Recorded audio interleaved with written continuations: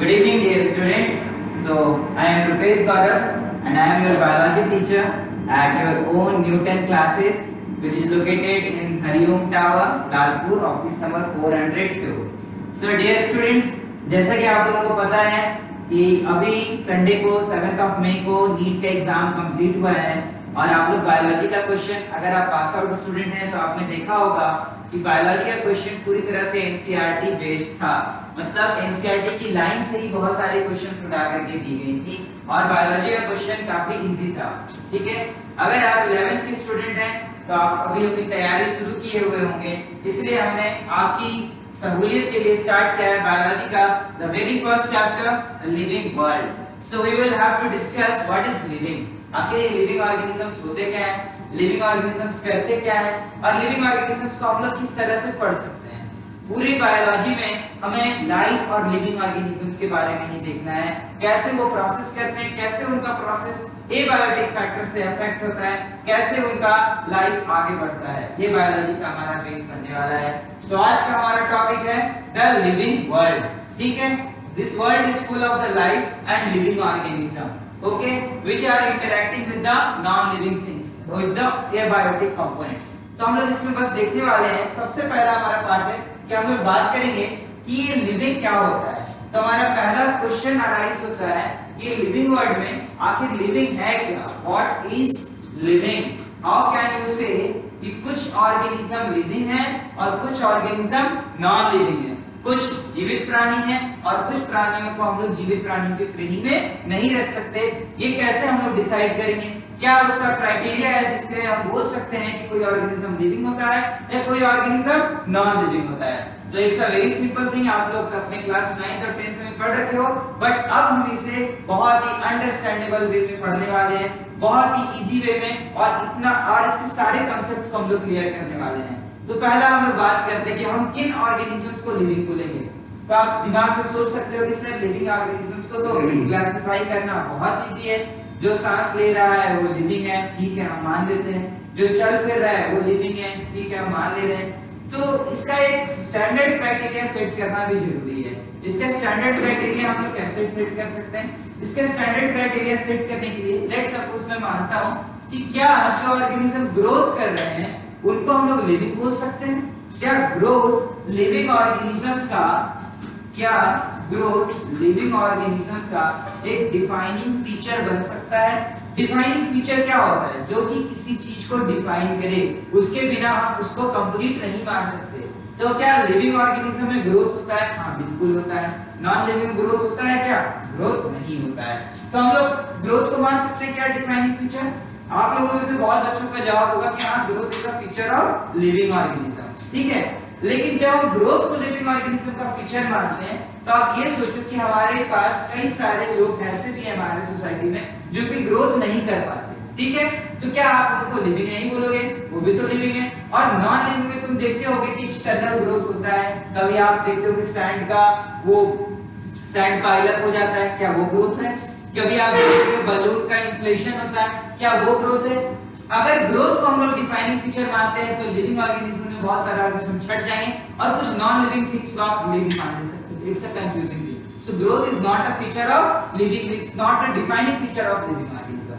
Growth को हम living organism का डिफाइनिंग फीचर नहीं मान सकते। क्या हम लोग लोकोमोशन को लिविंग ऑर्गेनिजम्स का डिफाइनिंग फीचर्स मान सकते हैं? लोकोमोशन, लोकोमोशन पहला बात ये होता क्या है? लोकोमोशन होता है योर चेंज इन पोजीशन। आप एक जगह से दूसरी जगह मूव कर पा रहे हो, आपका पोजीशन चेंज हो रहा है, इसको हम लोग डिफाइन करते हैं एज अ लोकोमोशन। इसको हम लोग लोकोमोशन के नाम से जानते हैं। क्या हम लोग लोकोमोशन को लिविंग ऑर्गेनिज्म का डिफाइनिंग फीचर मान सकते हैं? तो बहुत बच्चों का जवाब होगा हाँ, कुछ बच्चे ना भी बोल रहे होंगे। तो locomotion is not a defining feature of living organism. How can we say कि locomotion is not a defining feature of living organism? अगर लोकोमोशन को आप लिविंग ऑर्गेनिज्म का डिफाइनिंग फीचर मानते हो तो आप ये समझो कि कार वगैरह तो मूव कर रही है, कार मूव कर रही है, बाइक मूव कर रही है, ट्रक्स मूव कर रहे हैं, तो वो लिविंग ऑर्गेनिजम्स हो जाएंगे। और पेड़, चूंकि पेड़ पौधे मूव नहीं कर सकते तो वो नॉन लिविंग ऑर्गेनिज्म हो जाएंगे। तो basically locomotion is not a correct criteria for defining living organism. So locomotion भी हमारा लिविंग ऑर्गेनिज्म को डिफाइन नहीं करेगा, ग्रोथ भी हमारा लिविंग ऑर्गेनिज्म को डिफाइन नहीं करेगा। अगला पॉइंट आता है कि क्या हम लोग रिप्रोडक्शन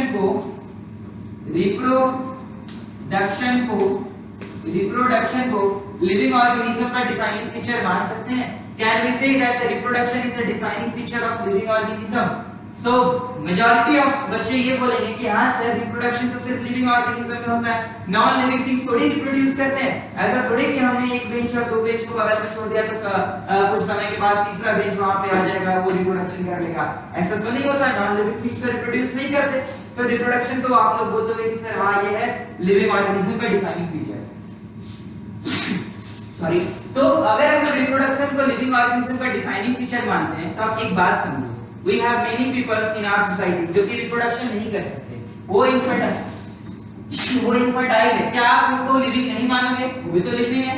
इसका मतलब रिप्रोडक्शन जरूर सिर्फ और सिर्फ लिविंग ऑर्गेनिज्म में पाया जाता है, लेकिन ये लिविंग ऑर्गेनिज्म को डिफाइन नहीं कर सकता। लिविंग ऑर्गेनिज्म बहुत सारे ऐसे हैं जो कि बिना रिप्रोड्यूस किए भी जीवित रह सकते हैं और जीवित रहते भी हैं। तो ना ग्रोथ लिविंग ऑर्गेनिज्म का डिफाइनिंग फीचर है, ना लोकोमोशन लिविंग ऑर्गेनिज्म का डिफाइनिंग फीचर है, ना रिप्रोडक्शन लिविंग ऑर्गेनिज्म का डिफाइनिंग फीचर है। रिप्रोडक्शन लिविंग ऑर्गेनिज्म का कैसा फीचर है? कैरेक्टरिस्टिक फीचर है, कैरेक्टरिस्टिक फीचर है। Okay, reproduction is the characteristic feature of living organism. तो सर आप तो सारी बातें बोल दे रहे हो कि ना लिविंग ऑर्गेनिज्म का हम ग्रोथ से डिफाइन कर सकते हैं, ना लिविंग ऑर्गेनिज्म को आप लोकोमोशन से डिफाइन करने दे रहे हो, और ना रिप्रोडक्शन से डिफाइन करने दे रहे हो। तो किस बेसिस पे हम लोग लिविंग ऑर्गेनिज्म को डिफाइन करें, ये आप ही बता दो। तो देखिए, हम लोग लिविंग ऑर्गेनिज्म को डिफाइन किस बेसिस पे करेंगे? तो लिविंग ऑर्गेनिज्म में ऐसा क्या है जो कि लिविंग ऑर्गेनिज्म को बाकी नॉन लिविंग थिंग से अलग बनाता है? तो हम लोग समझते हैं कि लिविंग ऑर्गेनिज्म के अंदर वो कौन-कौन सी प्रॉपर्टीज है जो उनको नॉन लिविंग ऑर्गेनिज्म से डिफरेंट बनाती हैं। सबसे पहला प्रॉपर्टी है जो लिविंग ऑर्गेनिज्म में शो करता है, कोई नॉन लिविंग ऑर्गेनिज्म नहीं शो कर पाएगा, वो है metabolism. Metabolism, what is metabolism? तो आपने 10th क्लास में पढ़ रखा होगा। मेटाबॉलिज्म क्या है? केमिकल रिएक्शंस होते हैं हमारी बॉडी में। अब 11th क्लास में क्या है कि हम उसे इन डिटेल डिस्कस करेंगे कि मेटाबॉलिज्म के अंदर होता क्या है। मेटाबॉलिज्म एक बहुत ही वाइटल प्रोसेस है हमें लिविंग ऑर्गेनिज्म बनाने में, ठीक है? तो मेटाबॉलिज्म क्या है? All the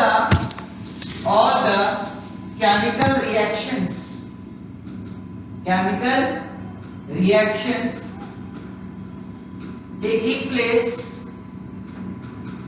taking place in our body।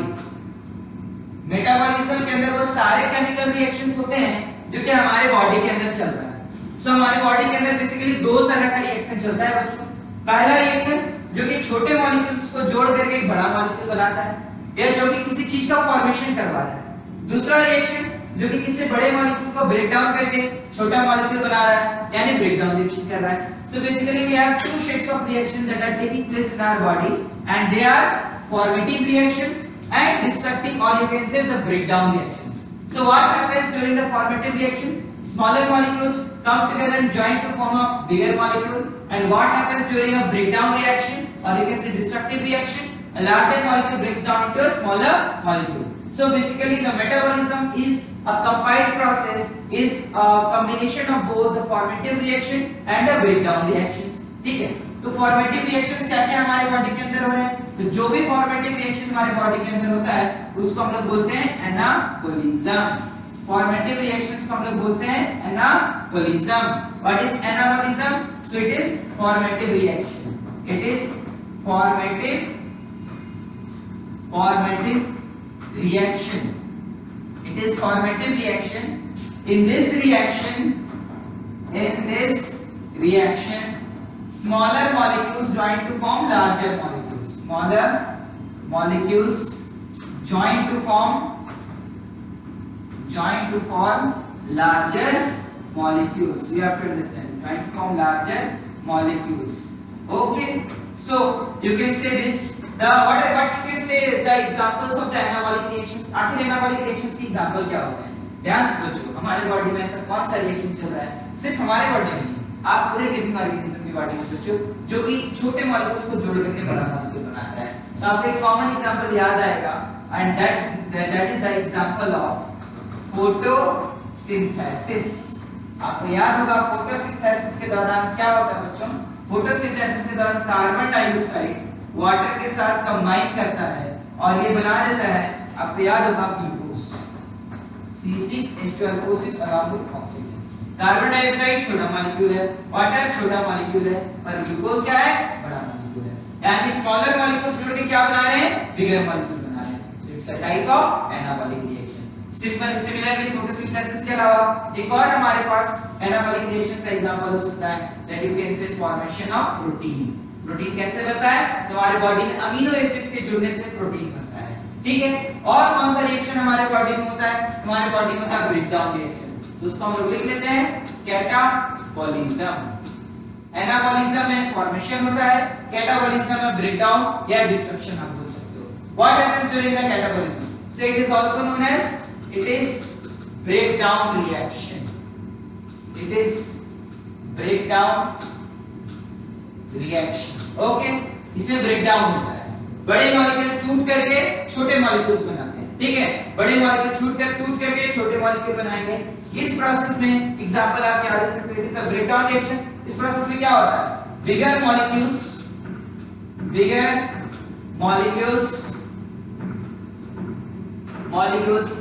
breaks down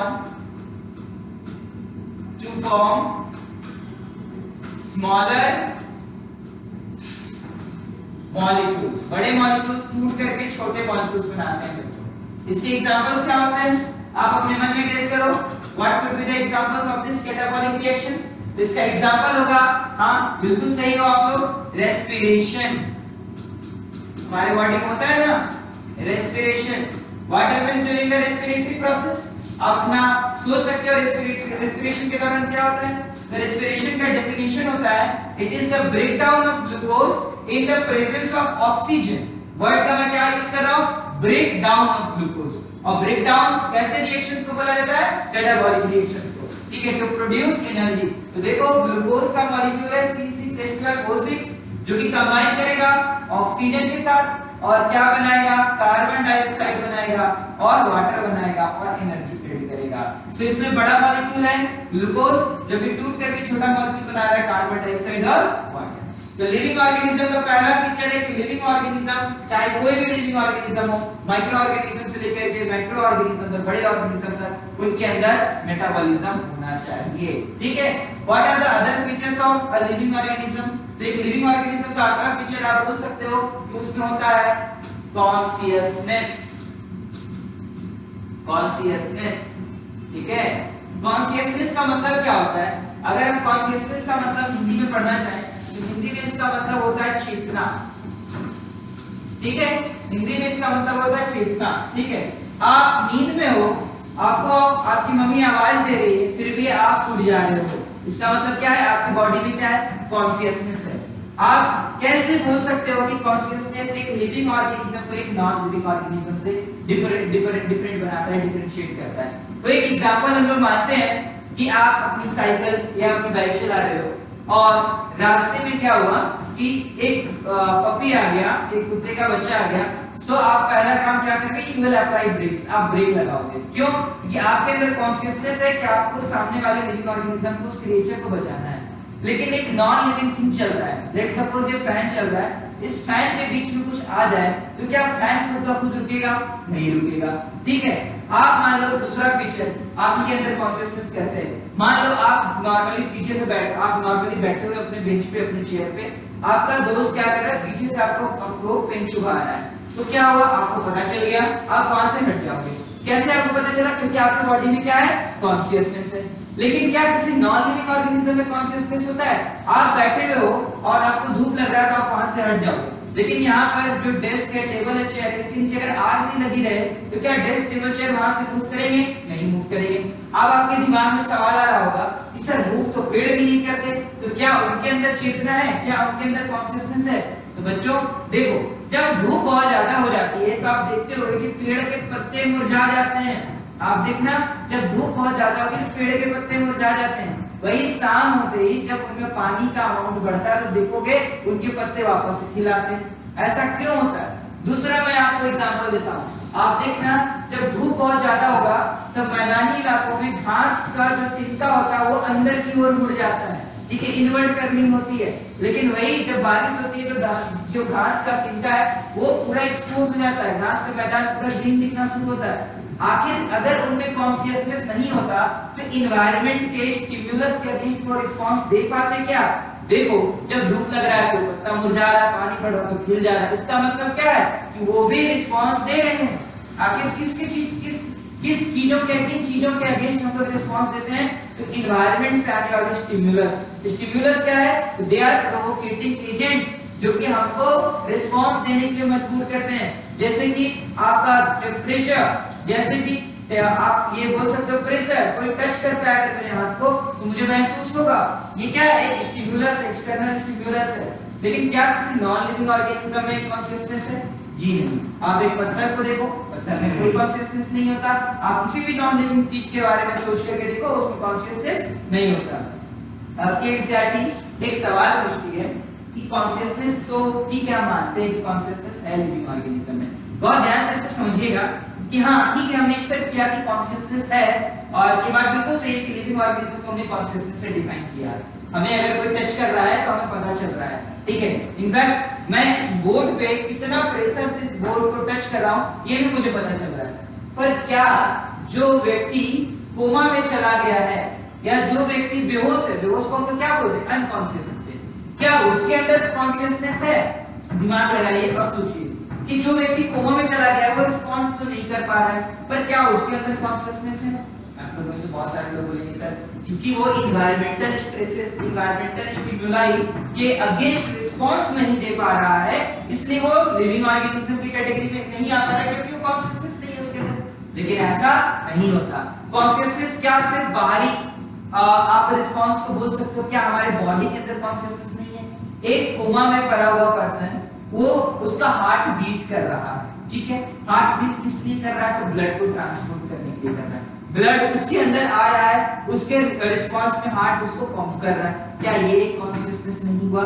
उसके पेट में हम लोग खाना डालते हैं, वो खा नहीं सकता, वो खाने को चबा नहीं सकता, निगल नहीं सकता, तो एक ट्यूब के थ्रू हम लोग क्या करते हैं? उसको खाना खिलाते हैं। तो क्या उस दौरान जो खाना उसके स्टमक में जा रहा है, क्या एसिड सीक्रेट नहीं हो रहा? क्या एंजाइम सीक्रेट नहीं हो रहा? तो क्या पेट के अंदर कॉन्शियसनेस नहीं है? पेट के सेल्स में कॉन्शियसनेस नहीं है कि उसको पता चले? उसको जो हम लोग पानी पिला रहे हैं उससे यूरिन बन रहा है। यूरिन को तो भले ही हम लोग पाइप कैथेटर, फॉलिस कैथेटर के थ्रू निकालते हैं, लेकिन क्या यूरिन बना रहा है किडनी? क्या ये एक कॉन्शियसनेस नहीं है? ये भी कॉन्शियसनेस है। तो सिर्फ बाहर के स्टिमुलाई के अगेंस्ट रिस्पांस देना अगर कोई चीज बंद कर देती है, इससे ये कहीं साबित नहीं होता कि वो ऑर्गेनिज्म लिविंग नहीं होकर के नॉन लिविंग हो जाए। तो इसका मतलब कि कोमा में गया हुआ व्यक्ति भी या एक बेहोश व्यक्ति भी कॉन्शियसनेस रखता है और वो भी लिविंग ऑर्गेनिज्म का कैटेगरी में आता है। सो कॉन्शियसनेस को हम लोग डिफाइन क्या कर सकते, कैसे कर सकते हैं? सो it is the ability of a living organism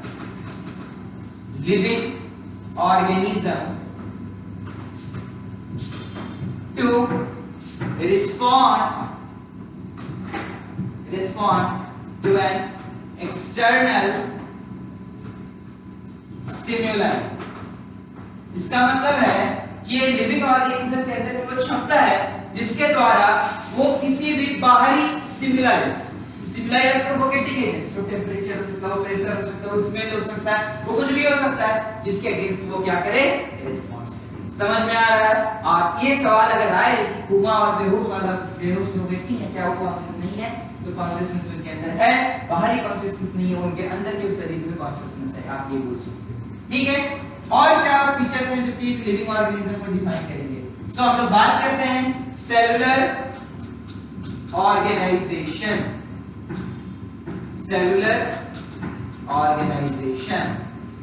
ठीक है, सेलुलर ऑर्गेनाइजेशन। सेलुलर ऑर्गेनाइजेशन का क्या मतलब होता है? तो एक सेल थ्योरी आया, ठीक है। सेल थ्योरी को जो साइंटिस्ट थे उनका नाम मैटियास स्लीडन और थियोडोर स्वान। उन्होंने कहा कि जो लिविंग ऑर्गेनिज्म है वो बने हैं सेल से और सेल के प्रोडक्ट से, ठीक है। तो हम लोग क्या है? लिविंग ऑर्गेनिज्म है। So the statement was living organisms are made up of cells और products of cells. Living organism किनसे बने?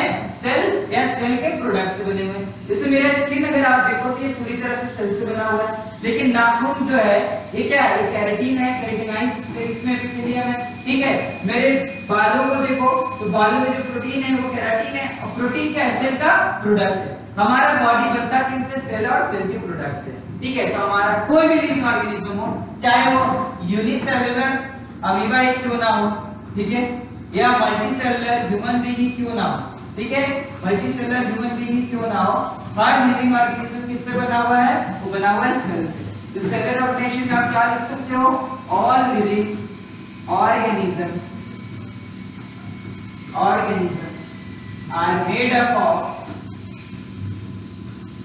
made up of cells or products of cells. Cells or products of cells. You have to remember this कि हमारे जो भी living organism है वो किनसे बने हुए हैं? सेल या सेल के प्रोडक्ट से बने हुए हैं, ठीक है। चलो आगे हम लोग बात करते हैं। तो एक बार हम लोग इसको समराइज करते हैं कि लिविंग ऑर्गेनिज्म के अंदर क्या क्या होता है, जिसके हम बोल सकते हैं कि वो ऑर्गेनिज्म लिविंग है। Living organism has following defining features,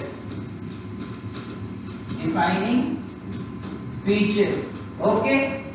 क्या क्या है डिफाइनिंग फीचर्स लिविंग ऑर्गेनिज्म के अंदर? तो पहला है मेटाबॉलिज्म, दूसरा है कॉन्शियसनेस,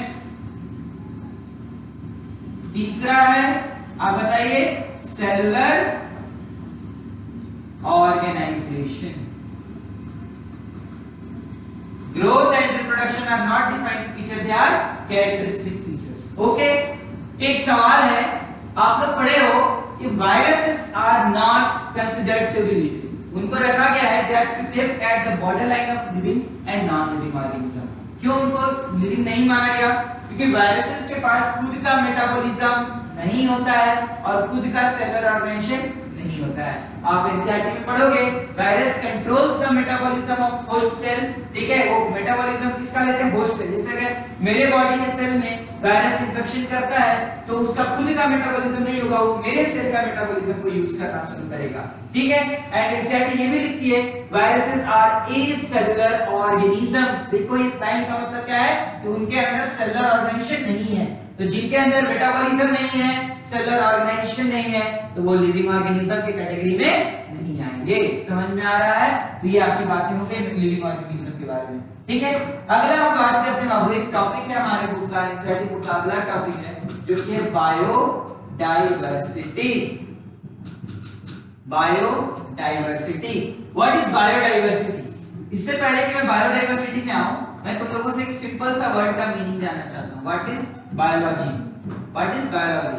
ठीक है, बायोलॉजी तो बहुत सिंपल है, आप लोग इसको पढ़ भी रहे हो, तो इसका मतलब क्या हो सकता है आपके अकॉर्डिंग? आप गेस कीजिए। बायो का क्या मतलब होता है और लॉजी का क्या मतलब होता है? What is the complete meaning of this word, this term biology? Okay, so biology को अगर मैं स्प्लिट करूं तो इसका दो टर्म में स्प्लिटिंग होता है, ये बायो और इधर logy. So bio stands for life and logy stands for study. So biology is accurately अगर इसका वर्ड का मीनिंग आप देखो तो biology is the study of life. Biology is the study of life. Okay? Biology किसकी study के बारे में बात करती है? लाइफ की स्टडी के बारे में बात करती है. And from today to the extent till which you will remain in this career, the medical field और या बायोलॉजी का फील्ड आप बात कर लो, आप लाइफ के बारे में ही पढ़ोगे, आप लाइफ के प्रोसेसेस के बारे में नहीं पढ़ोगे. ठीक है, तो हम लोग इसका लाइफ के बारे में ही स्टडी करेंगे इस पूरे सब्जेक्ट में. तो हम लोग देखते हैं कि ये बायोलॉजी का मैंने डिफिनेशन दिया है, बायोडायवर्सिटी से कैसे रिलेटेड है. तो देखिए आप लोग, यहाँ मैंने बायोलॉजी लिखा है, इसमें बायो का मतलब तो मैंने पता किया कि लाइफ. ओके, डाइवर्सिटी का मतलब क्या होता है? Differences, variations. ओके, इसका मतलब क्या है? Different forms of living organisms. Different forms of living organisms. Living organisms का अलग अलग तरह का रूप, अलग अलग तरह का फॉर्म. आप सोचिए, इस दुनिया में, इस पृथ्वी पे बहुत छोटे से छोटे ऑर्गेनिज्म है जिनको आप देख नहीं सकते और इतने बड़े भी ऑर्गेनिज्म है कि जिनको अगर हम देख लें तो फिर देखने लायक नहीं रहेंगे। जैसे कि आप बात कर सकते हो ब्लू व्हेल के बारे में, अगर मैं उनके सामने चला जाऊं तो मुझे एक बार में निकल जाएगा, ब्लू व्हेल इतना बड़ा होता है। और कुछ ऑर्गेनिज्म तो बहुत छोटे होते हैं, लेट्स सपोज बैक्टीरिया माइक्रोमीटर्स में साइज होता है। तो हमारे पृथ्वी पे, हमारे प्लैनेट पे बहुत छोटे से छोटे लेकर के बहुत बड़े से बड़े ऑर्गेनिजम्स हैं। सो बायोडायवर्सिटी एक्चुअली क्या है? All the life forms present on earth together constitutes the biodiversity. Okay, all the life forms present on earth together constitute biodiversity. क्या कंस्टिट्यूट करते हैं बच्चे? बायोडाइवर्सिटी। ओके, बायोडाइवर्सिटी, ठीक है। ये टर्म को देखो किसने दिया, वो उसका मतलब नहीं रखता, लेकिन किसने पॉपुलराइज किया? एक क्लास 12th की बायोलॉजी के बुक में लिखा हुआ है। देयर वाज अ सोशियोबायोलॉजिस्ट, एक सोशियोबायोलॉजिस्ट है, ठीक है, सोशियोबायोलॉजिस्ट जिनका नाम है एडवर्ड विल्सन। उन्होंने इस टर्म को पॉपुलराइज किया है, ठीक है। एडवर्ड विल्सन पॉपुलराइज्ड, ठीक है, popularised the term biodiversity.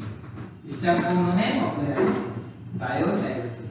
Okay, चलो, अगर सर आप बोल रहे हो कि दुनिया में बहुत सारे तरह के ऑर्गेनिज्म हैं, तो आप ये भी बता दो कि कितने ऑर्गेनिज्म हैं। हाँ, बिल्कुल सही बात है, किसी के मन में भी ये सवाल उठना ही चाहिए कि दुनिया में बहुत तरह के ऑर्गेनिज्म हैं, तो क्या हम ये जान सकते हैं कि दुनिया में कितने तरह के ऑर्गेनिज्म हैं? हम ये तो जरूर जान सकते हैं कि दुनिया में कितने तरह के ऑर्गेनिज्म हैं, लेकिन कितने ऑर्गेनिज्म हैं ये जान पाना बहुत मुश्किल है। देखो, हमारे कंट्री में हर 10 से 11 साल पे सेंसस होता है, जिसको जनसंख्या बोलते हैं, ठीक है। तो उसमें क्या होता है कि लोग इस स्टेट में या इस कंट्री में कितने इंसान हैं ये काउंट किया जाता है। इंसानों को काउंट करना आसान है, पर क्या इस पृथ्वी पे कितने हनी बी है ये काउंट किया जा सकता है? It's quite difficult. या कितना बैक्टीरिया है ये काउंट किया जा सकता है क्या? इट्स वेरी मच डिफिकल्ट, और you can say it is near to impossible. Okay, मेरे हाथ में 1 लाख बैक्टीरिया होगा, even I can't see that, ठीक है। इतने सारे बैक्टीरिया होने के बावजूद मेरे फोन की स्क्रीन पे बहुत सारा माइक्रो ऑर्गेनिज्म होगा that even I can't see them, ठीक है, विजिबल नहीं है। तो बहुत दिक्कत है कि हम सभी ऑर्गेनिज्म को काउंट कर सकें, लेकिन कितने तरह के ऑर्गेनिज्म ये तो हम काउंट कर सकते हैं, ठीक है। तो इनका काउंट किया गया, जैसे कि काऊ के एक स्पीशीज के रूप में एक काउंट कर लेते हैं, बफेलो के एक स्पीशीज के रूप में एक काउंट कर लिए, human as a species counted as one, you can say honey bee as a species counted as one. तो हम सिर्फ स्पीशीज बाय स्पीशीज काउंट करते गए, तो हमको पता चला कि देयर आर अबाउट आप देखना एनसीईआरटी का डाटा है 1.7 to 1.8 मिलियन। याद रखना, ये नीट में पूछा गया था एक बार कि इस दुनिया में बायोडाइवर्सिटी का रेंज कितना है। So the range is 1.7 to 1.8 million species. 1.7 to 1.8 million species present on earth. हमारे अर्थ पे 1.7 से लेकर के 1.8 मिलियन स्पीशीज मौजूद हैं। दिस डाटा कुड इंक्रीज, क्योंकि हो सकता है कि बहुत सारे लिविंग ऑर्गेनिज्म को हम अभी तक काउंट नहीं कर पाए हो, लेकिन फिलहाल आपको इतना याद रखना है कि हमारे पृथ्वी पे 1.7 से 1.8 मिलियन स्पीशीज है। अब इन सब स्पीशीज के बारे में हमें पढ़ना है, और पढ़ाई हम लोग किस रूप में करेंगे? अगला टॉपिक जो हमारे आने वाला है वो है टैक्सोनॉमी। अगला टॉपिक क्या है बाबू? Taxonomy. What is this taxonomy? ठीक है, the very important chapter, the very important topic. वैसे तो इस चैप्टर से सवाल उतने नहीं आते जितने नीट के बाकी टॉपिक से आते हैं, लेकिन ये चैप्टर आपकी बायोलॉजी का बेसिक फॉर्म करेगा, ठीक है। तो टैक्सोनॉमी क्या है? सो अगर मैं इसका डेफिनेशन के बारे में बात करूं, सो it is the branch of science that deals with the description, classification and naming of the organism. How can you define that? It is a branch of science, it is a branch of science that deals with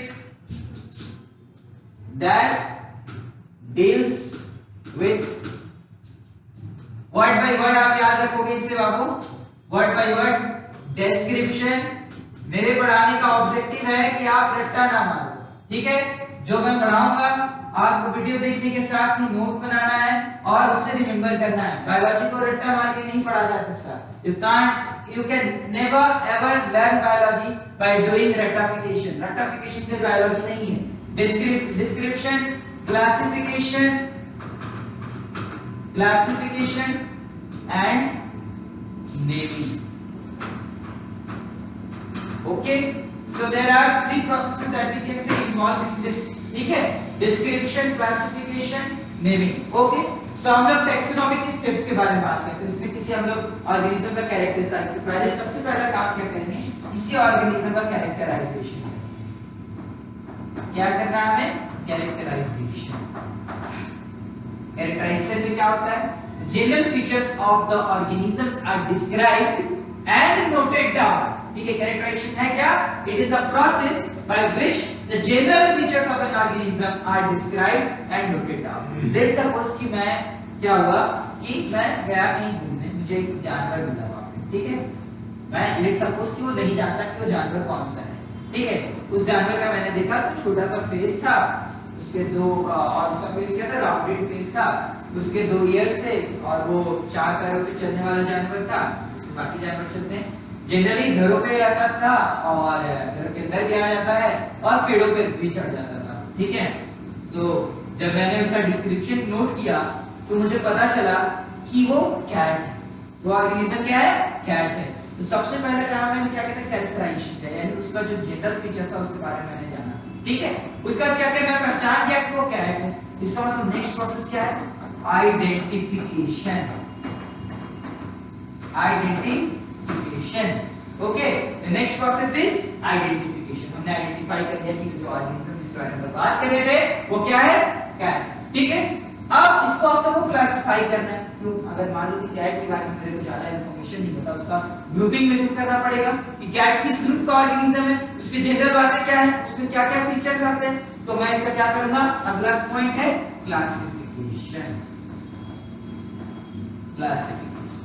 Why the classification is necessary when after knowing the name of a species? जानना इसके बारे में। जैसे कि पहला तो मैं cat का ही एग्जांपल लेता हूँ कि कैट को मैं अगर मैमल्स में क्लासिफाई कर दूं कि कैट क्या, क्लासिफिकेशन पहले होता है। Classification is the process by which an organism is grouped into convenient categories. Classification क्या है? ये वो प्रोसेस है जिसके द्वारा हम किसी भी ऑर्गेनिज्म को कन्वीनिएंट कैटेगरीज में प्लेस कर सकते हैं, ठीक है? Categories based on their similar characters. उसका कुछ सिमिलर कैरेक्टर्स होता है, कुछ कैरेक्टर्स होगा इसके बेसिस पे हम उसको प्लेस करेंगे। तो classification how is it useful for us? तो अभी मैं बहुत छोटा-छोटा एग्जांपल देता हूं ताकि आपको समझ में आए। मैं एक नाम लेता हूं और आप सोचो कि वो क्या है, ठीक है? और मैं नाम लेता हूं क्या है, आपके दिमाग में इमेज आ गया होगा। मैं नाम लेता हूं horse, yes you might have form the image of a horse. मैं नाम लेता हूं ह्यूमन, आपके दिमाग में ह्यूमन का नाम आ गया। पर क्या मैं अगर नाम लूं सैल्मोनेला टाइफिमुरियम, क्या आपके दिमाग में इमेज फॉर्म हो रहा है? अगर मैं नाम लूं एंटामोएबा हिस्टोलाइटिका, क्या आपके नाम दिमाग में इमेज इसका बन पा रहा है? मैं नाम लेता हूं एस्केरिस लुम्ब्रिकोइड्स, मैं नाम लेता हूं गियार्डिया लाम्बिया, क्या आपके दिमाग में इमेज फॉर्म हो रहा है? जी नहीं, आपके दिमाग में इमेज नहीं फॉर्म हो रहा है। अब मैं बोलूं कि इसके पहले जो मैं कुछ नाम लिया हूं, जैसे कि मैंने नाम लिया सैल्मोनेला टाइफिमुरियम, मैंने नाम लिया एस्केरिया कोलाई, ये क्या है? ये बैक्टीरिया है। आप बैक्टीरिया के बारे में जान जाओगे। मैं नाम लिया एस्केरिस लुम्ब्रिकोइड्स, एस्केरिस लुम्ब्रिकोइड्स क्या है? वो एक राउंड वर्म है। तो मैंने क्लासिफाई जैसे कर दिया, मैंने बैक्टीरिया के बारे में बता दिया कि जो 2 ऑर्गेनिज्म थे, मैंने पहले नाम लिया सैल्मोनेला और आपका एस्केरिया कोलाई, वो दोनों बैक्टीरिया। तो आप समझ गए, हाँ क्लास अगर उसका पता चल गया कि बैक्टीरिया है तो हाँ बैक्टीरिया है, उसका जनरल बातें हमें समझ में आ गई। मैंने नाम लिया जैसे एस्केरिस लुम्ब्रिकोइड्स का, मैंने बताया वो राउंड वर्म है, तो आप समझ गए कि वो ऑर्गेनिज्म राउंड वर्म होगा, कुछ ऐसा दिखता होगा, ठीक है? आप समझ गए। मैं एक और नाम लेता हूं और अब आप सोचो इसके बारे में। मैं नाम लेता हूं गैम्बुशिया, क्या आप बता सकते हो क्या है? गैम्बुशिया इज अ फिश। जब मैं इसके बारे में बता देता हूं कि ये फिश है तो आपके दिमाग में आइडिया फॉर्म होता है कि हाँ इसमें जनरल फीचर्स ये होंगे। इसका मतलब कि मैं पहचानने के बाद अगर मैं इसको क्लास बता दूं तो मैं उसके जनरल फीचर्स पढ़ सकता हूं। और लास्ट प्रोसेस जो है वो टैक्सोनॉमी का स्टेप आता है नोमेनक्लेचर, ठीक है? Nomenclature. So what is nomenclature? Nomenclature is the process of standardized naming of an organism such that it is known by the same name all over the world. मतलब एक ऐसा नाम दे दो किसी ऑर्गेनिज्म को जिसके सहारे वो पूरी दुनिया में एक ही नाम से जाना जाए। लेट सपोज कि मैं एक नाम सोचता हूँ और वो है आम, ठीक है, आम इंग्लिश में मैंगो बोल लेते हैं, ठीक है। तो आम और मैंगो ये तो आपको पता है, लेकिन लेट सपोज कि यहाँ पर क्या होता है कि हर कंट्री में लोग अपने अपने ओन लैंग्वेजेस में रिसर्च कर रहे होते हैं। चाइना में आम को कुछ और बोलते हैं लोग, वहां पे कुछ और नाम से भी इसके ऊपर रिसर्च चलता। इंडिया में आम नाम से लोग जानते हैं इस फल को, तो आम से इसके ऊपर रिसर्च चलता। अमेरिका यूरोप में लोग इसे मैंगो बोलते हैं, तो इसके ऊपर मैंगो बोल के रिसर्च चलता। तो एक प्रोसेस कॉम्प्लिकेट हो जाता है कि एक ही चीज के ऊपर अलग अलग नामों से ऊपर रिसर्च चल रहा है। अच्छा, अगर मान लेते हैं कि रिसर्च में कुछ ऐसा सब्जी, एक सब्जी का नाम मुझे याद आता है, झारखंड में एक सब्जी होती है, बिहार में भी मिलता है, उसे मुनगा बोला जाता है, लंबा लंबा होता है, ड्रम स्टिक इसको इंग्लिश में बोला जाता है। इसे कुछ जगह पे सुट्टी बोला जाता है, कुछ जगहों पे इसे सहजन बोला जाता है। यानी अगर मैं सिर्फ झारखंड बिहार का बात करूं तो एक सब्जी के मैं 4 नाम जानता हूं, मुनगा, सुट्टी, सहजन या ड्रम स्टिक, ठीक है। आप इतने छोटे रीजनल लेवल पे 4 नाम है एक ही चीज का। मैं अगर साउथर्न पार्ट ऑफ इंडिया में चला जाऊं, मैं नॉर्दर्न पार्ट, ईस्टर्न पार्ट या नॉर्थ ईस्टर्न पार्ट में चला जाऊं, तो हो सकता है इस सब्जी को लोग और भी कुछ अलग नाम से जानते हो। तो क्या रिसर्च कॉम्प्लिकेटेड नहीं हो जाएगा क्योंकि एक ही चीज को मैं अलग अलग नामों से बुला रहा हूं? तो इसके लिए क्या है, to facilitate the research, to help in the research process, मुझे किसी भी ऑर्गेनिज्म को एक ऐसा नाम देना है इस नाम के सहारे वो पूरी दुनिया में जाना जाए, एक ही नाम के सहारे, ठीक है। और वो नाम क्या होगा, किसी भी स्पीशीज का बायोलॉजिकल, ठीक है। तो टैक्सोनॉमी के 4 स्टेप्स हमने पढ़े। कैरेक्टराइजेशन, आप एक बार लिख लो कैरेक्टराइजेशन क्या है, आप वीडियो पॉज करके लिख सकते हो। So characterisation is the process by which the general features of an organism are described and noted down. Okay, next है identification. So identification is the process by which we understand that the particular name belongs to the particular organism. ये वो process है जिससे हम समझ पाते हैं कि पार्टिकुलर नेम उस पार्टिकुलर ऑर्गेनिज्म, ठीक है। जैसे कैट हिंदी को बोलते हैं, ये कैसा आइडेंटिफिकेशन, क्या है, पहचाना तब हमें समझना। नेक्स्ट प्रोसेस है क्लासिफिकेशन। क्लासिफिकेशन क्या है, so it is the process by which an organism is grouped under convenient categories. मैं बार-बार बोल रहा हूं, grouped under convenient categories based on some similar characters. Okay, and the next and last process is the nomenclature. Nomenclature क्या है, so it is the process of standardized naming of an organism such that it is known by the same name all over the world. So हम लोग basically nomenclature के बारे में पढ़ते हैं। आज का हमारा आखिरी टॉपिक रहेगा नोमेनक्लेचर, ठीक है। नोमेनक्लेचर, आप लोग अपनी एनसीईआरटी को देखिएगा, उसमें एनसीईआरटी में नोमेनक्लेचर के 4 लॉज दिए हुए हैं, ठीक है। हम उन सब लॉज के बारे में बात करें। सबसे पहले बात करें नोमेनक्लेचर का। This proposal किसने nomenclature को propose किया? So it was proposed by Carolus Linnaeus. Carolus Linnaeus, ठीक है। Carolus Linnaeus नाम का साइंटिस्ट था जिन्होंने nomenclature का सिस्टम दिया। इन्होंने जो सिस्टम दिया उसे हम लोग बाइनोमियल nomenclature कहते हैं। The system being proposed by Linnaeus was is known as binomial nomenclature. Binomial का मतलब होता है 2 कंपोनेंट, मतलब इस साइंटिफिक नेम को हम लोग 2 कंपोनेंट में लिखेंगे। जैसे कि एक एग्जांपल मैं आपको देता हूं, Mangifera indica. Mangifera indica, so Mangifera indica is the scientific name of, yes you are right, it's the scientific name of mango. सो इसमें 2 कंपोनेंट से ये नाम लिखा हुआ है। एक कंपोनेंट इस ये आपका है जेनेरिक नेम या जीनस को डिनोट करता है, ये जेनेरिक नेम या आप इसे जीनस बोल सकते हो। और अगला कंपोनेंट है जो कि स्पेसिफिक स्पीशीज को डिनोट करता है या आप इसे स्पेसिफिक एपिथेट भी बोलते हो, स्पेसिफिक। ओके, सो बाइनोमियल नोमेनक्लेचर कहां पर किस किताब में इन्होंने प्रपोज किया था? तो लिनियस ने किताब लिखा जिसका नाम है सिस्टेमा नेचुरी। सिस्टेमा नेचुरी, उस किताब में इन्होंने ये प्रपोज किया। इसमें इन्होंने 2 कोड्स दिए हैं बाबू, आप याद रखोगे, ICBN and ICZN। What is ICBN? इसका फुल फॉर्म आप लोग कॉपी में लिखोगे क्योंकि ये फुल फॉर्म पूछा जाता है। ICBN stands for international code for botanical nomenclature. International code for botanical nomenclature. and ICZN stands for International Code of Zoological Nomenclature. Okay, एक और कोड आया जो कि लिनियस ने नहीं दिया था, ये जो कोड में लिखा है last code star mark, it was not given by Linnaeus, but ये बाद में आया, इसको हम लोग बोलते हैं ICNB, international code for nomenclature of bacteria, ICNB, international code for nomenclature of bacteria. Okay, so let's move on to the rules of nomenclature. तो there are 4 rules of nomenclature जो कि मैं आपको एक सिंगल नाम से पढ़ा दूंगा और ये आपको रूल्स आपको हमेशा याद रहेंगे. मैं एक नाम लिख रहा हूं आपको, मैंगीफेरा इंडिका, मैंगीफेरा इंडिका, आप ध्यान से. So it is a scientific name of mango, you all know. So इसमें 4 लॉज अप्लाई किए गए हैं किसी भी साइंटिफिक नेम को लिखने के लिए. पहला लॉ कहता है कि scientific names are written using 2 components. The first component represents the genus और the generic name and the second component represents the species or specific application. Okay, पहला कंपोनेंट जीनस को रिप्रेजेंट करता है, दूसरा कंपोनेंट स्पीशीज को represent करता है. ये पहला लॉ है. ठीक है कि 2 कंपोनेंट से नाम लिखोगे, पहला कंपोनेंट जीनस को रिप्रेजेंट करेगा, दूसरा कंपोनेंट स्पीशीज को. दूसरा लॉ कहता है कि पहले कंपोनेंट का the first letter of the first component, पहले कंपोनेंट का पहला अक्षर हमेशा कैपिटल होगा और दूसरे कंपोनेंट का पहला अक्षर हमेशा small. Second law says that the first letter of the first component is always capital and the first letter of the second component is always small. The third law कहता है कि जब भी आप साइंटिफिक नेम को hand written लिखोगे, हाथ से लिखोगे, तब आप उसे सेपरेटली अंडरलाइन करोगे. Whenever the scientific names are hand written, they are to be underlined separately.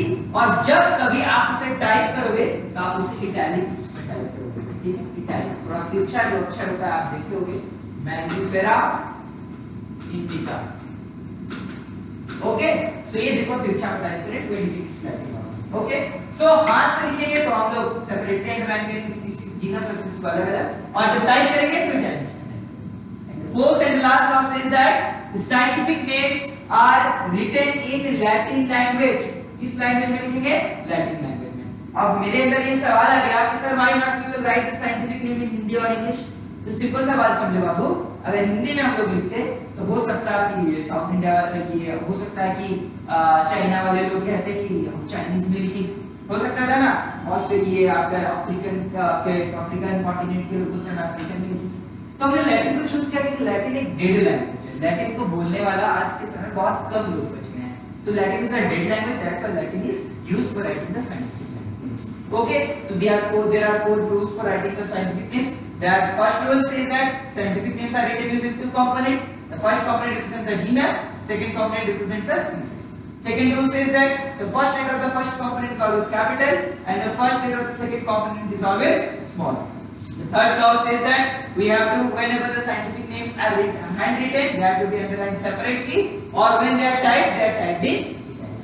Fourth law says that scientific names are written in Latin language or are derived from Latin. Okay? एक last में आप note करा के लिखो. वैसे तो ये law नहीं है, लेकिन ये जनरली आपके एनसीईआरटी में लिखा है कि अगर कोई ऑथर मतलब कि लेट्स सपोज कि मैं मैंगो का नाम रखा हूं, मैंगीफेरा इंडिका, बस मैंने लिनियस रखा है.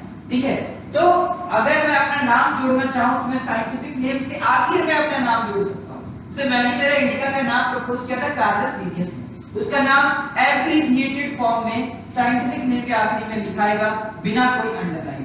ठीक है, लास्ट में एब्रिविएटेड फॉर्म में बिना कोई, जैसे कार्लस लिनियस का लास्ट का अक्षर जो है लिनियस, उसका हम लिखेंगे एल-आई-डबल-एन, कार्लस लिनियस का लिन. ये एब्रिविएटेड या शॉर्ट फॉर्म में लिखा लिन. ठीक है, इसका मतलब क्या है, साइंटिस्ट का नाम लिखकर लास्ट में जोड़ सकते हैं. It's not a rule but it happens. Okay, so these are the rules of nomenclature. आज हम लोग नोमेनक्लेचर तक पढ़ लिए. हम लोग आज लिविंग ऑर्गेनिज्म को डिस्कस किए, हम लोग बायोडायवर्सिटी के बारे में जाने. आई होप कि आप जब ये मैं पढ़ा दूंगा आप एनसीईआरटी लेकर के बैठे होंगे, आप नोट्स बनाए होंगे, आप क्वेश्चंस लगाएंगे. अगले क्लास में हम लोग डिस्कस करेंगे बाबू टैक्सोनॉमिक हायरार्की के बारे में, और हम लोग टैक्सोनॉमिक हायरार्की के कुछ एग्जांपल्स बात करेंगे, और हम लोग फिर टैक्सोनॉमिकल एड्स के बारे में बात करेंगे. And this was all in our today's lecture. Okay, आज के लेक्चर में हम लोग इतना ही बात कर रहे थे. ठीक है, और फिर हम लोग नेक्स्ट क्लास में बात करते हैं इसी चैप्टर के आगे के पॉइंट्स के ऊपर। आई होप कि आप सबको ये समझ में आएगा। Thank you very much, keep watching and please subscribe our channel, your own Newton classes. Thank you.